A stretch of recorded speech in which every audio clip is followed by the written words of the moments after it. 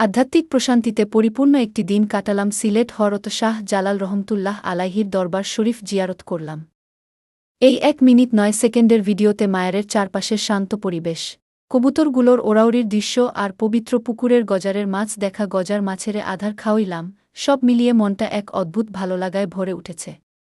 আবার কবুতরের খাবার দিচ্ছি মাজারে এসে, মনটা খুব ভালো লাগে। আপনারা চাইলে মাজারে আসতে পারেন। ঢাকা থেকে যাতায়াত করতে চাইলে রেলওয়ে এবং সড়কপথ দুইটিই দারুণ উপায়।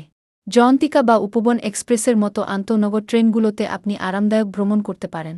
আবার শ্যামলী, হানিমুন কিংবা গ্রিন লাইনের মতো বিলাসবহুল এসি বা নন এসি বাসও নিয়মিত চলাচল করে। আপনারা ৬৪ জেলার চিত্র পেজের সাথে থাকবেন, পেজটাকে ফলো করবেন। বাংলাদেশের বিভিন্ন বিষয়ের চিত্র আপনাদের সামনে তুলে ধরব ৬৪ জেলার চিত্র পেজের মাধ্যমে। সবাই ভালো থাকবেন, আর এরকম নিত্যনতুন ভিডিও আপলোড করব। সবাই পেজটাকে ফলো শেয়ার করে রাখবেন। ধন্যবাদ সবাইকে।